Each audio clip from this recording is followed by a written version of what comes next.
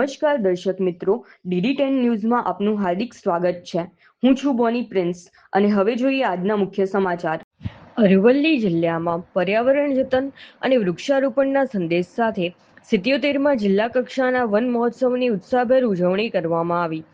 મેઘરજની સરકારી વિનયન અને વાણિજ્ય કોલેજ ખાતે યોજાયેલા આ કાર્યક્રમમાં રાજ્યના અન્ન અને પુરવઠા મંત્રી PC બરંડા ખાસ ઉપસ્થિત રહ્યા હતા। મંત્રીની સાથે અરવલ્લી જિલ્લા પોલીસ વડા, જિલ્લા ભાજપ પ્રમુખ સહિતના આગેવાનો અને અધિકારીઓ ઉપસ્થિત રહ્યા હતા। કાર્યક્રમ દરમિયાન પર્યાવરણની સુરક્ષા અને હરિયાળી વધારવા માટે વૃક્ષારોપણનું મહત્વ સમજાવવામાં આવ્યું હતું। આ પ્રસંગે મોટી સંખ્યામાં ગ્રામજનો, નગરજનો અને કોલેજના વિદ્યાર્થીઓ પણ ઉત્સાહભેર જોડાયા હતા। ઉપસ્થિત મહાનુભાવોએ કોલેજ કેમ્પસમાં વૃક્ષારોપણ કરી એક પેડ માં કે નામ અને હરિયાળી ગુજરાતનો સંદેશ આપ્યો હતો। રિપોર્ટર ફલક વ્યાસ, અરવલ્લી। આજે અરવલ્લી જિલ્લાનો વન મહોત્સવ મેઘરજ ખાતે ઉજવવામાં આવ્યો।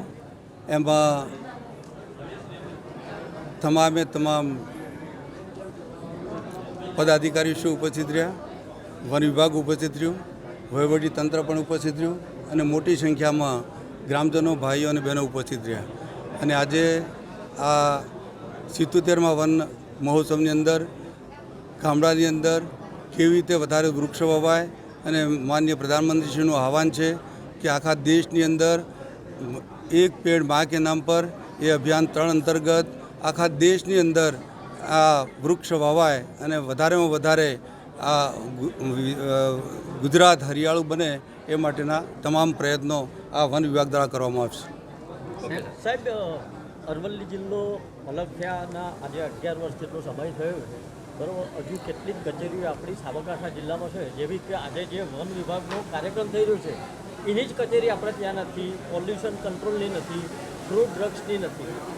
એક મંત્રી તરીકે મેં આ સરકારની અંદર જેટલી ઓફિસો આપણી જે અરવલ્લીની બાકી છે અને જે સાબરકાંઠામાં ચાલી રહી છે એના લગભગ 3-4 મહિનાની અંદર આ તમામ ઓફિસો આપણી અરવલ્લી જિલ્લામાં આવે એવા મેં પ્રયત્નો કર્યા છે અને ટૂંક સમયમાં તમામ ઓફિસો અહીંયા અરવલ્લી જિલ્લામાં આવી જશે। સાહેબ, જિલ્લા વહીવટીતંત્રના જે ઉપસ્થિત નહીં રહ્યા, આપે સ્ટેજ ઉપરથી કીધું, શું કહીશું આપ? આમાં આપ જોઈ રહ્યા છો આ જિલ્લા લેવલનો કાર્યક્રમ છે, વન વિભાગ અહીંયા ઉપસ્થિત છે। મેં પણ મારા સ્પીચમાં કીધું છે કે વહીવટીતંત્રનો ઉલ્લેખ કરેલો છે, પણ આમાં જે વિભાગનો કાર્યક્રમ છે તમામ વિભાગના કર્મચારીઓ ઉપસ્થિત રહેલ છે।